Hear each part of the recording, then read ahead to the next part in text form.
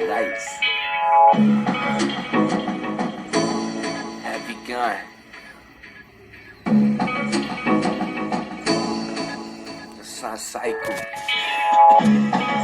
Time for getting back. 3D Party Street. Got you.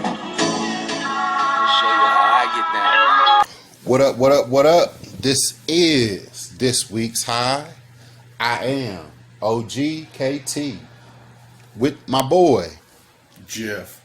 Yeah. So, how y'all doing out there? We good over this way. Gonna start another episode.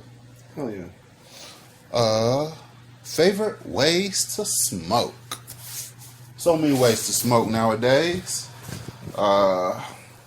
You know, I guess I'm kind of old school. I prefer glass or paper. You know, I of course, you know, enjoy a occasional blunt here and there, but Very occasional for me on that. yeah, Very with the cost of what I smoke nowadays, you know, can't really just roll up you know, a fat blunt all the time.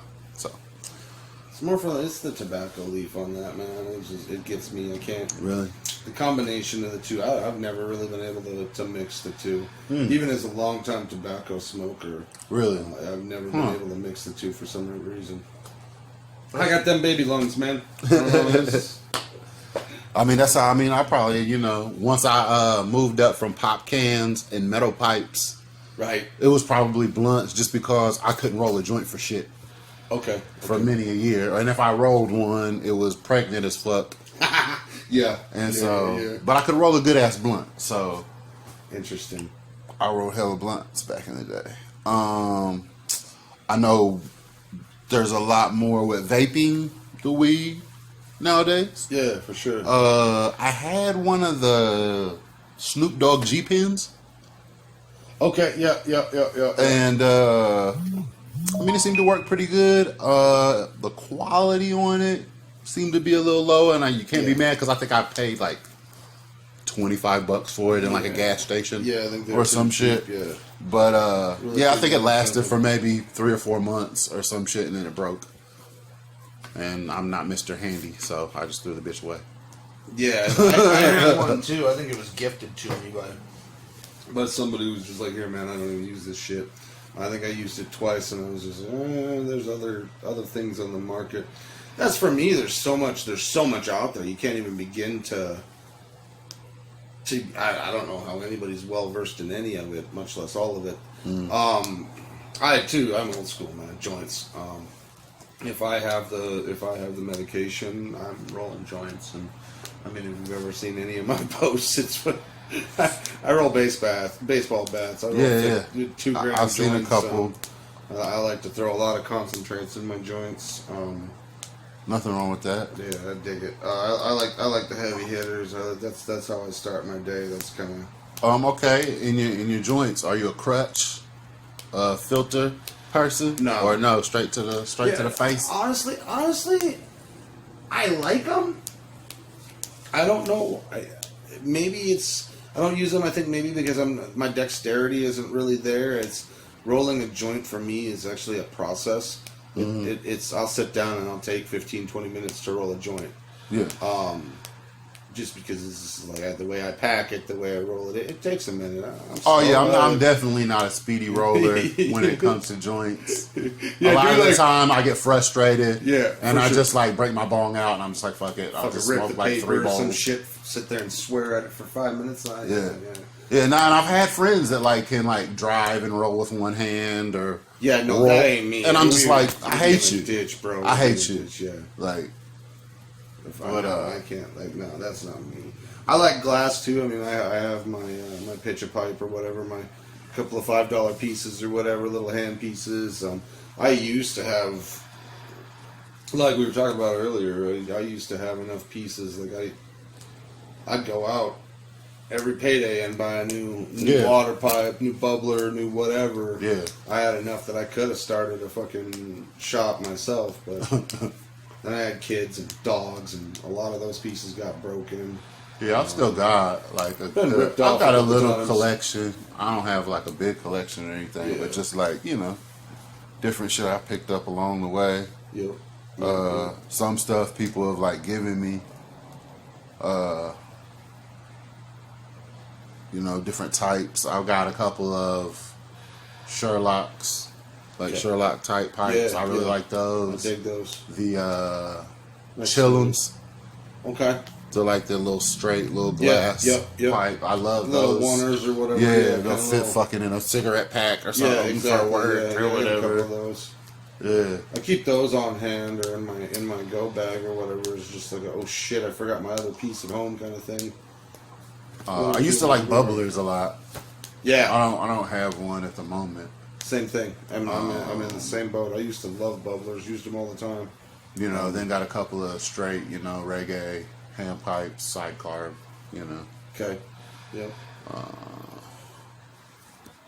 That's really about all I have right now. Most of my other shit's gotten broken or what the fuck ever. What else? Yeah, broken or Oh, I used to have a really nice vaporizer that was like Okay. a double stem. So like two people could smoke at the same time. okay, kind of like a hookah type Yeah, job. yeah. It had That's like the cool. glass tubes. and Yeah. Stuff it in, put them on, and you like set the temperature. Like Oh hell yeah, that's cool. Yeah. had the little readout on it. Volcano type deal or whatever it was back in the day. And that was really dope. That was like pretty much my first experience with one of those. It was funny that it didn't burn the weed totally. Okay. You know what I'm saying? Yeah, It would just yeah, like yeah. turn it like a weird, it looked like death touched it Yeah. or something like Kind of weird, like brown Yeah, color. like yeah, brownish, Yep, I blackish remember that, color. Yeah, it Yep, was I weird. remember that stuff. Yeah. But those are, ABV. People those that the wash flavor. that stuff. The and- flavor on those are great. Yeah. Because it's full profile there. Yeah. And then somebody told me like depending upon like what temperature you set it at, you might be getting a little bit more of certain things in the plant. You know what I'm saying? Across the board. for sure. Yep. And I don't know nothing about that. If you know that, comment. Let us know what's up. My understanding of that would then be different terpenes off gas at different temperatures, different cannabinoids off gas at different temperatures. So, I mean, ultimately, the thought process is like anything. If you go up, you start low and you go up, and you kind of take, I don't know, I wouldn't even know what to, as far as like vaporizing for smoking purposes, like how long you would want to stop, or if you'd even want to stop, or if you just kind of let it kind of slow ramp, and like cold starts on your dab rig, man. I mean, it's kind of the same same thought process. Everything off gases at a lower temperature, or at different temperatures. So once it's if you start slower and lower, Start you're low gonna and get then it move all. up. You'll Yep. get it all. Yeah. Yeah. So True, it's true. kind of Dope. Okay, and with 207 coming, everybody and their mama is getting out their potting soil and their rakes and their lightings and whatnot, and starting a little garden. You know what I'm saying? And with me just having a gardener sitting next to me. Jeff, we're gonna ask you some questions that I'm sure a bunch of people are out there wondering. for sure. So, when it comes to first-time growers, do you have any just general tips? Or like, are there decisions that people need to make about their grow before they even start to gather equipment? Or what? Because, I plan on growing and I'm going to be bugging you all the time for information. Oh, yeah. So, and I don't know that much. So, me and the crowd will learn together. For sure. I think on the spot here, just thinking about it off the top of my head, things that you'd want to know just starting out. pH is everything. If going forward from start to finish, pH is everything. You don't have to buy an expensive pH meter. Well, like anything, you don't have to spend massive amounts of money on anything. A lot of times, you get what you pay for.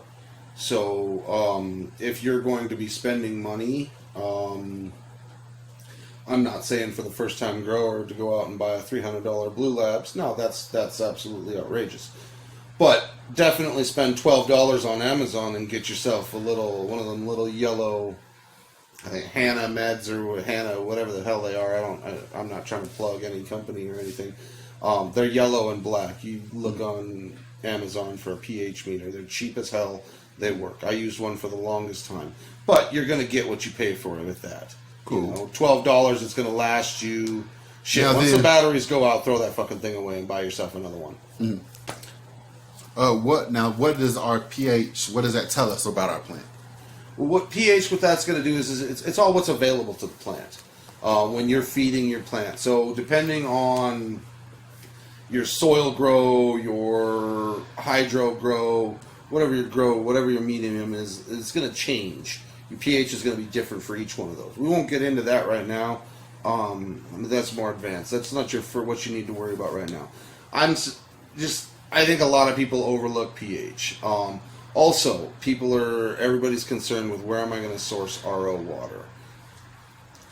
Because massive people say RO, RO, RO. You can go to buy yourself RO at Walmart out in front of the deal, get yourself a 5-gallon jug if you want to be carting around 5-gallon jugs. Or you can simply take a 5-gallon bucket that you can buy from Home Depot, put some tap water in that thing, let it sit out for 24 hours, and bada bing, bada boom. Yeah, it's not nutrient free, it's not completely zeroed out on your ppm, but honestly, I mean, most of the water that you're going to come across here in Arizona is hard water, so it's going to have calcium in it. So that helps your plants anyways. Your marijuana plants are going to want CalMag. Most nutrient companies offer a CalMag, or their nutrient line, their base nutrient line has a heavy dose of CalMag, and that's how you're giving it a little extra cal.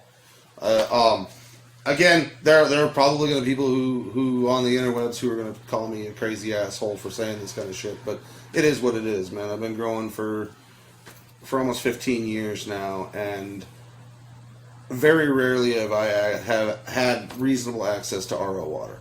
I do not, the amount of plants that I have, how much I have to feed them, I don't want to be carting in 5-gallon jugs of reverse osmosis, I feed my plants 30, 40 gallons of water a day, or when I feed them. So that's 10 jugs, bro. That's a lot of, That's a lot of work. tap water. you run some tap water, get yourself, for me, I got a 55-gallon drum, a plastic food grade drum, and I put tap water in that thing. I have a pump running to it, so it circulates it off gases all of any chlorine that could be in there, killing any microbes. So that's all done, and then I tea it. So that's a whole nother process, a whole nother avenue that we can talk about in another episode. Teas and the process of organics and the benefits of those. But Okay. water, RO isn't as necessary if you're starting out. We're talking about starting out and starting on a budget. I wouldn't be concerned with throwing in a reverse of $3,000, $4,000, $5,000 or whatever, $300 or $1,000 RO system into your house or into your apartment or wherever the hell you're living. I wouldn't be concerned with that. I would work with what you got. Learn, build, because you don't want to invest a ton of money and then be like, oh shit, I just don't want to do this. Yeah. It was cool for a minute, but now it's like, damn, it's a lot of work. I don't have the time to. That's a joke. I don't have the time for this, or my love for plants isn't that great. It's not for everybody. I understand people are going to want to learn, going to want to try and try their hand at it, but that's straight up to do it and do it right and do it well. It's a lot of work. And I don't know. Question that I have is how much space do you need for so many plants? Perfect question. That's a great question. So really, the individual under 207, the individual adult is going to be allowed to grow 6 plants, up to 12 plants per home. So what you're looking at there is how much do you really want to grow?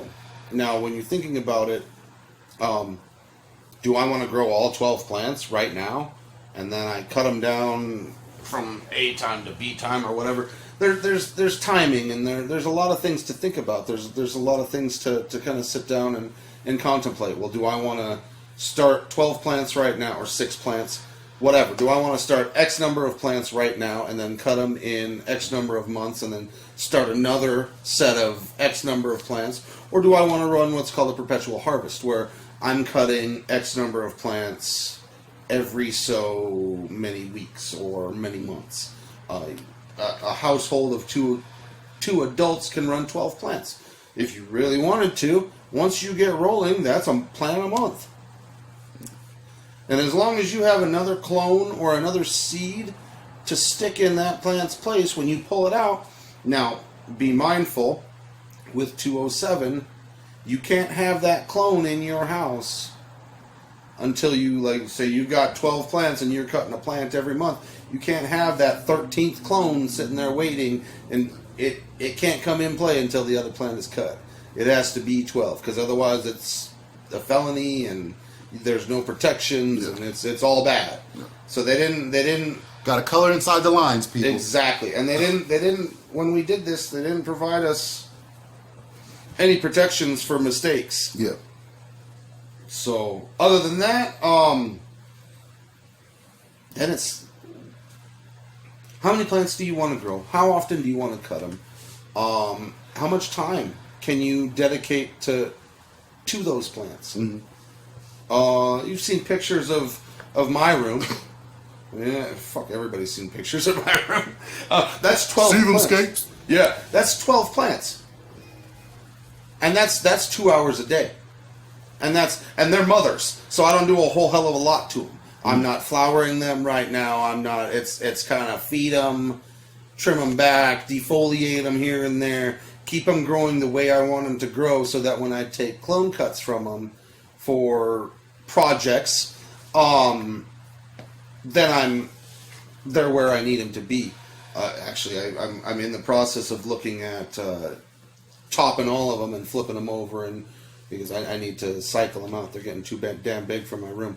But that's just it. I mean, those are the good problems. Yeah, exactly. These are not bad problems to have. You know, I've had them for a month and a half, going on 2 months now, and they've exploded. They sat in a 3x10 little, not even a 3x10. The space was 3x10, but they were in probably a 3x5 for 2 weeks. Mm-hmm. And then as soon as I finished the flower cycle, I pulled that wall down, mm-hmm. and now they're in a 10x10 space, and they're filling it.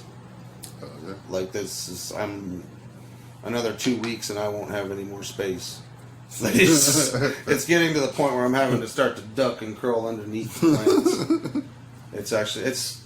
I personally have not grown plants this size. I've always kept my plants smaller just because of space requirements indoor. I'm an indoor guy. Mm-hmm. I've grown outdoors for some big operations and helped some people with a lot of outdoor stuff. But my specialty and where I cut my teeth was closet grows, basement grows, you know. So more to space then. Like the first grow that I had, the first plant that I ever grew, I stuck 4 bag beans, so bag seed beans, back in like 2008, I want to say. I stuck them in 4 little 3-gallon pots that I bought from fucking Walmart with some Miracle Grow soil. Mm. And I grew them in a closet that was 2 feet deep by like 4 feet wide. I started out with a couple CFLs, some of those high wattage CFLs. I engineered or put together some kind of a system where I could hang multiple CFLs off of a piece of wood that I then strapped up to the top of my closet. I initially started hanging, I went out and bought a bunch of tinfoil, and I tipped tinfoil in for the reflective. Don't do that. That's like, don't use tinfoil. Tinfoil reflects heat as well, so it's not good. Yeah, and it's not good. It's bad. Well, while we're there, Also, let's touch on like preferences and differences in lighting, For sure. because I heard you say something about what's CFL. CFL, compact fluorescent lights. So think of like in your household or like your little corner lamp or whatever's got the spiral lights or whatever. That's your compact fluorescent light. You can get those. You can get them in high wattage. I think you can get them into like 400 watts. The 400 watt, the bigger ones, they have their own little special ballast. You can get grow CFLs with the right frequency or the right. Damn it! Now you got me. I can't quote what it is. The lumens or the frequency of the light. They've got I forget what it's called. 6500, I think Kelvin maybe. I don't know. I'm it's been a long time since I've read those books. Yeah. But you can get them. They're usually labeled as grow. You can walk into Home Depot and get them, and it'll see. You're looking for a white spectrum. If you're looking to grow with CFLs, you're going to be looking for that 6500K. So it's going to be more of a blue to a white light spectrum. If you're going to go that's super budget, dude. Mm-hmm. Like if you're like, I got $100 and I ain't trying to spend no more money than that. That's the way to go, and you can do it. Like I did. I started out with it, and I grew reasonable plants with it. I've seen some CFL techs on some other groups online, and some guys are growing some pretty neat shit with it. And what do you think about the LED or the what are they, metal halide or metal halide and the high pressure sodium? So those really, so I started out with CFL, and then I went up to metal halide, high pressure sodium ballast, or HID ballast, as I refer to them, high intensity discharge ballast. They're all right. They're good. They run a lot of wattage. They consume a lot of power, and they produce a lot of heat. Even your newer digital boxes and stuff. I mean, you run to Amazon, you can find cheap stuff there if that's what you're looking for. You go to a grow house, you could find the higher end American made stuff. It's all parts from China, so whatever. I ain't trying to promote anybody or say anything. I've used them all. I'll tell you straight up. You get what you pay for. You go out, you buy the higher end ballast. You're gonna get a better customer service. You're gonna get the longer quality. That shit lasts a little longer. The Chinese stuff, if you want to order it in from Amazon or for China on Wish or whatever, it works. It'll get you through a grow cycle or two. But I mean, if you watch it and you pay attention, I don't know what the numbers are or what the delineation or how far they are bad they digress from grow to grow, but they're much quicker. Yeah. It's less expensive. You get what you pay for. Exactly. LEDs, I grow currently. My mother room is MHHPS. I'm doing a mixed spectrum, just because I need the wattage and I need it's cold in Arizona. It's cold for Arizona, and where I live up in the higher elevation, it gets downright chilly at night. So I don't usually run the metal halide or the HPS because they make so much heat. But during the winter months, for me, it works really great for vegging and stuff like that. Otherwise, I run LED. I run almost exclusively LED from start to finish. White LEDs for my clones and seedling stuff, and then I go into the pink and the mixed spectrums and the full spectrums for veg and flower and beyond. So it's some people will tell you, I've seen and read people say that you don't get the trichome production or you don't get the weight from an LED that you in flower that you would from HIDs. I don't know. I can't really. I've never done a true side-by-side scientific comparison. From my experiences, the reasons why I went to LED were heat, and I could cram more watts per output per square foot than I could with a HID. So I could put higher intensity. I don't know. I mean, you get a 300 watt consumable LED that consumes 330 watts. It's rated at an output of 600 or something. The equivalent of like a 600 HID.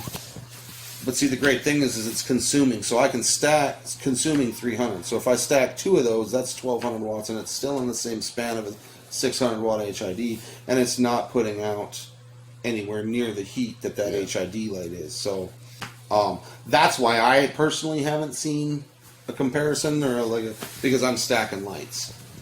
I'm not doing lumen to lumen or watt to watt comparisons. I'm doing how many fucking lights I can put in my space on how many watts before I start throwing breakers kind of shit. Yeah. Like, this is my amperage this is my amperage ceiling. Yeah. And I'm running 4 or 5 watts below that so I don't throw shit off, or if shit gets hot then it's then it trips itself. But I don't I'm not pushing my amperage ceiling, but I'm trying to run as close to that my ceiling within that ceiling as I can without trying to start shit on fire.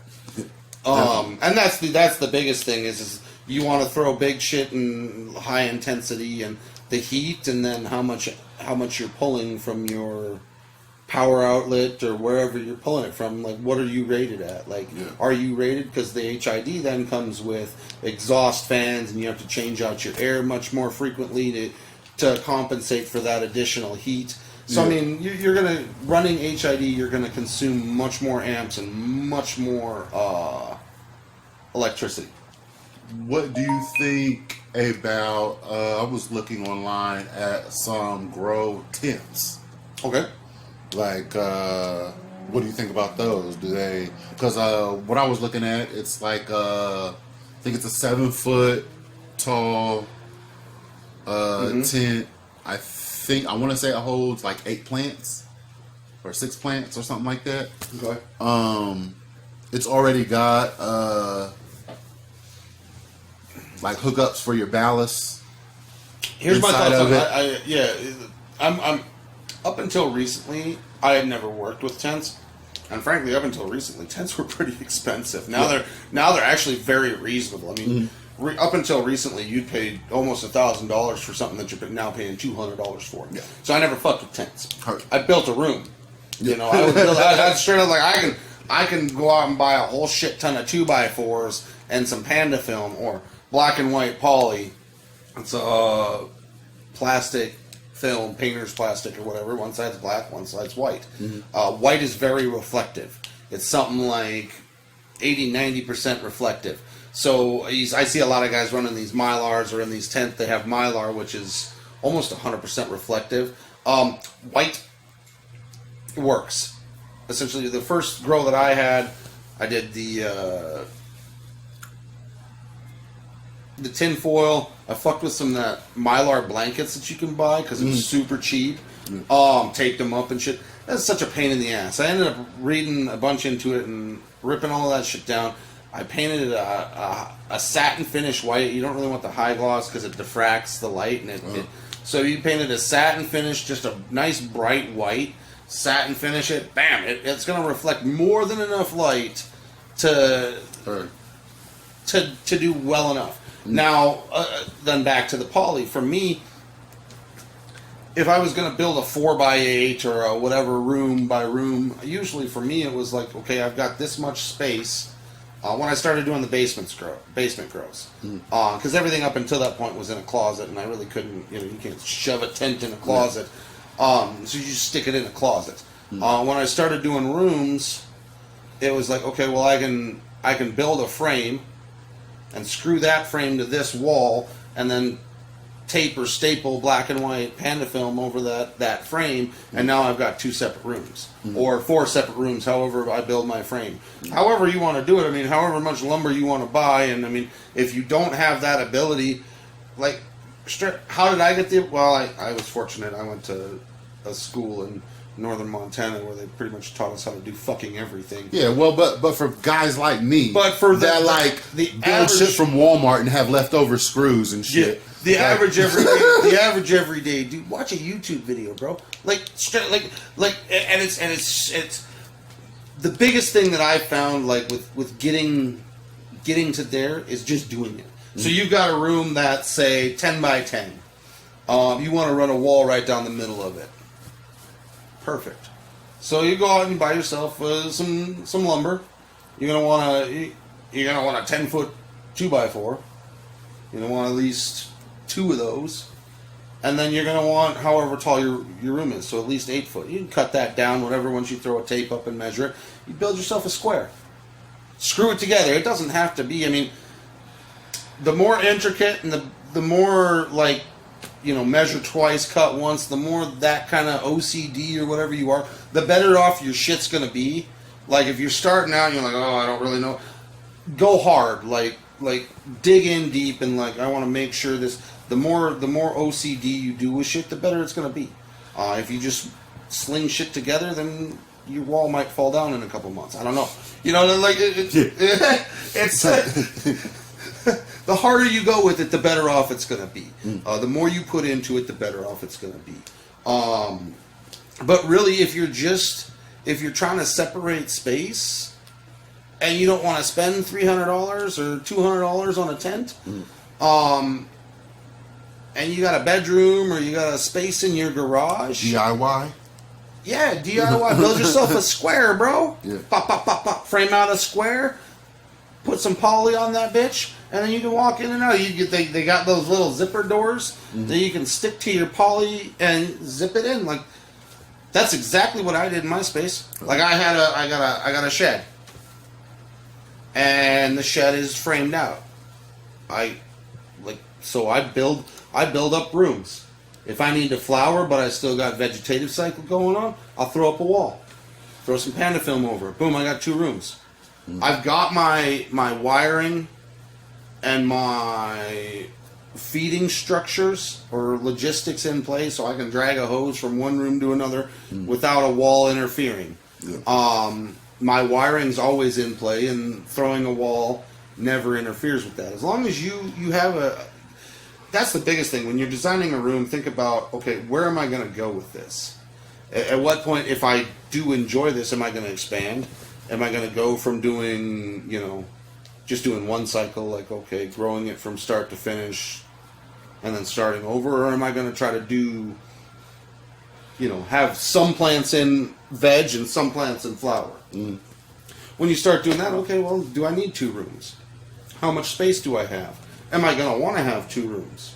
Am I going to want to mess with the different nutrients and understanding of that? Because veg is different than flour, and I mean, it's not a whole lot different, and especially if you're using bottle newts, they'll tell you, you mix 5 milliliters to a gallon of this shit in this week of this cycle. Yeah.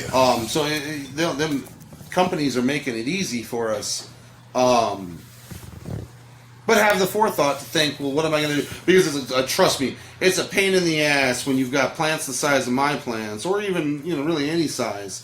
And if you're trellising your plants or doing any kind of tying, and you decide, oh fuck, I want to flower right now, but I also want to keep these other smaller plants in veg for another 3 weeks. It's a pain in the ass to throw up a wall in the middle of it and then have to restructure and move everything around. Yeah. So if you have a little bit of forethought and think about it and lay out your game plan, then all you got to do is, turn on a timer or plug in for me, it's like, okay, this room's online, so we're going to plug in this power strip. Yeah. And then it lights up that whole side of it. So it's kind of... a lot of planning. It's a lot of planning, and it's just... we're all stoners, man. Sit down, smoke a J, roll something up, load a bowl, do a dab, sit down and think about it. Draw it out. Yeah, draw it out. Sit down with some piece of paper and with a pencil and draw that shit out. Like, I want 4 plants, and I want... or whatever, I want 12 plants, but I want to have flower every month, or I want to have it every 2 months because it only takes me so long to smoke so much, blah, blah, blah, blah, blah. Yeah. And then that, too, is how much space do you have? Depends on how many plants you're going to grow, and how big your plants are going to be depends on how much space you have. Yeah. And then from there, but, with 12 plants, you can ultimately... Got a lot of options. Everybody can have themselves set up with, no matter what they do or how they do it, they can have themselves set up with enough cannabis to be very happy individuals with 6 to 12 plants. And then let's see if I could think of anything else. Oh, just for like people that are maybe on the fence about should they grow, or what kind of a start off investment for like your most budget grow, and then like for like an intermediate grow. Like, would you say, or can you even like do a lot of more variables go into that than just that for you to like put a price tag on it? I think you can ultimately, like for the first grow that I started out for $100. Yeah. I went out and I bought a bag of dirt. I call it dirt. I know it's blasphemy, whatever, especially for somebody of my, the stance. Well, no, the stance that I take on growing in soil and organics and stuff. For me to call it dirt, it's kind of, I don't know. I'm thumbing my nose at somebody or something, but no, it's. I went out and I bought a potting soil mix. It was probably Miracle Grow. I don't remember exactly what the fuck it was.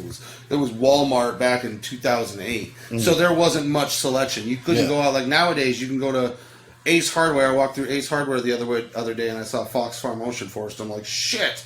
You know what I would have paid to find this shit in this store? Yeah. 12, 15 years ago, I would have freaked out. Like. And now, so this shit's everywhere. I had to go out back then. It was finding this stuff was like, it was hard to find stuff that's even remotely cannabis centric or even a little bit better for cannabis. You had to go to hydro stores, and hydro stores back then were outrageous expensive. They still kind of are now. Going to Home Depot or Walmart was you get Miracle Grow or Scott's Lawn, which is Miracle Grow anyway. So pretty much everything is Miracle Grow within those places. But I digress. It's you can start out $100. I mean, I see some super cool CFL grows online right now that I'm like, I remember those. And then things. now, That's like, really fucking cool. But like out of that $100 grow, you're not gonna get top quality flower. No. Oh, all right. Well, I mean, and what I mean by top quality flower, I'm sure everybody has their own, you know what I'm saying? Yeah. Opinion of what that is.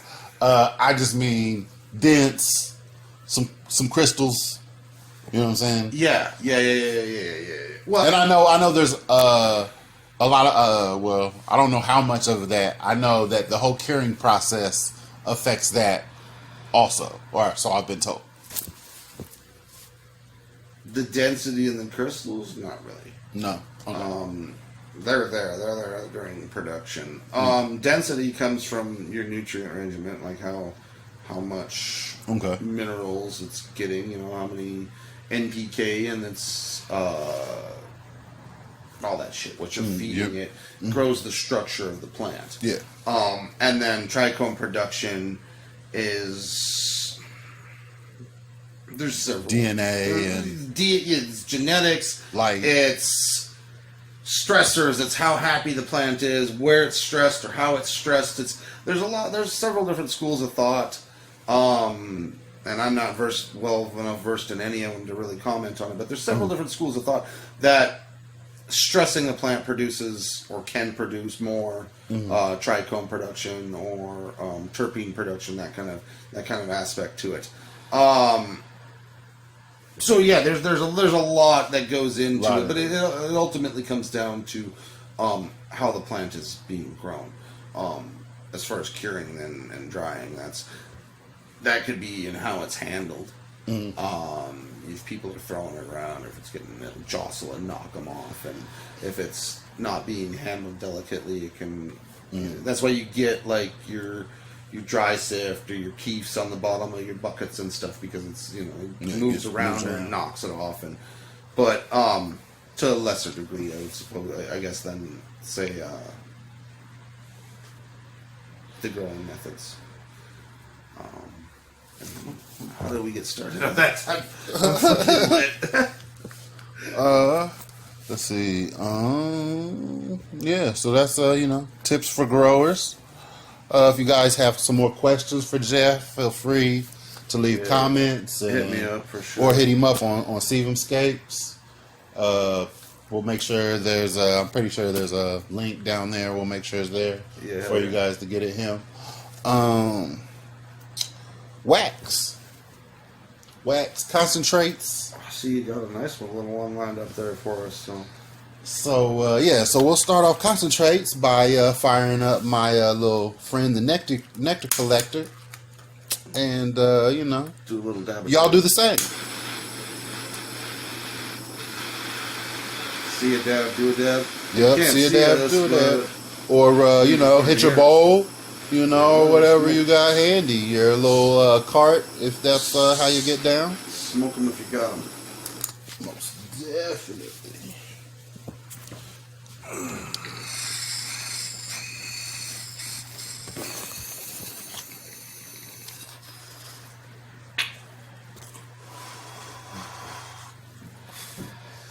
That's a big one. Damn, put me to shame right now. Put me to shame right now. Big ol' ripper.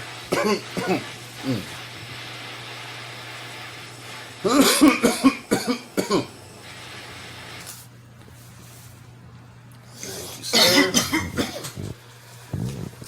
And we are ripping on some Thai shatter today. Oh, good load. Grab this at Desert Bloom Relief Center, Tucson, Arizona.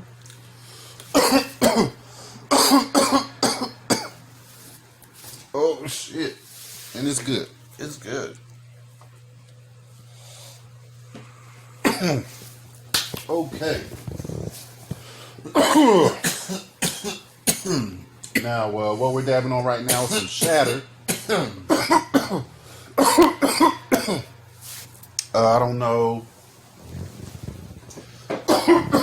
what you guys' favorite concentrates are, or if you smoke concentrates, but I've been smoking them for probably about 2 or 3 years. Okay. And honestly, I still really don't feel like I know what the fuck I'm doing when it comes to my temperatures and like letting it cool. So I'm gonna be getting an E-nail or a Puffco Peak or something real soon. But I always end up with like crazy chest bangers. And I haven't found a way around it. Cold dabbing seems to work a little bit better for me. But I see a lot of videos on social media of people dabbing, and they'll dab just a little bit, Fuck out of shit. and they'll get hella smoke. It won't burn, and I'm just like, how are you getting that temperature that perfect? OG dabbers out there, if you have any tips, leave those for the community in the comments. For sure. And then also there's so many forms. There's shatter, there's sugar wax, there's sauce, there's diamonds, there's rosin, there's live resin. So many different things.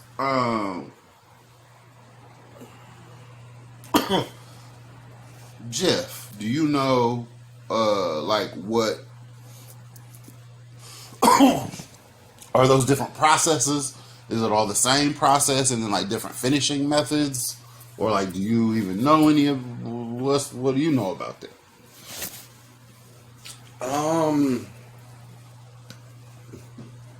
I know very little about the differences in the concentrates. Like you said, the shatters, the applesauces, the Like I know like if it says live, then it was made from whole plant and you got like a full spectrum of shit going on, right? That's pretty much cut and dry. Yeah. So, to my dispensary brethren, if you see live, resin or live, whatever. They That's whole basically, plant. my understanding of that is they basically wrapped that plant in a bag while it was alive, and then cut it down, and then threw it in the freezer, and did whatever process. Uh-huh. Or some of them, I even read some shit. Some of them are even they're taking the whole plant and just wrapping it up and shoving the whole plant in the freezer and starting to chill it as it's, and then they cut it and freeze it or whatever. I'm not. Again, I haven't really. There's a lot of shit to read, Yeah. and I don't got a whole lot of time in my day to just sit down and do a whole lot of reading. Yeah, there's a lot of stuff out there. That's my limited understanding. Okay, of but life. then we know that rosin is just heat and pressure, right? Yep. That's rosin, just heat and pressure. And then what's the old school shit you motherfuckers used to get off the street? They used to be like black tarry. Is that BHO? Or is all the shit BHO? Like that snap and pull shit that you used to dab back in the day. Yeah. That was usually like some low grade, some probably open loop BHO or whatever they weren't. You know, it's not when it was real. When poor bastards were blowing up their houses and shit, doing stuff like that. Yeah, that's probably, I think what you're probably thinking of is BHO or like an ISO wash or something like that. They hadn't, at that point, we didn't have the scientists, the chemists and shit out there, like, helping us refine it. Now, that's why you're getting all of this water clear and that kind of shit, because they brought in scientists, and these guys know what the hell they're doing. They've turned it into a whole, well, now it's full-on medicine. It's not just a plant anymore. Now they're processing it down and shit, they're distilling it to just pure medicine, so it's... And that's what they call the diamonds, right? No, the diamonds. It's THC diamonds. So THCA, I guess it crystallizes. Again, I have a limited understanding of exactly. Under certain circumstances or whatever, it crystallizes, or you can create through a certain make it process. there's processes that get, like I guess they can press it, rosin press it certain ways and make it crystallize. I think they saw they were doing solvents or something and crystallizing it. I'm not really sure. I haven't delved into that. That's a little outside of my wheelhouse. That seems to be like the top. That's top tier The top shit. tier I guess. shit. Yeah, so of course, I don't know much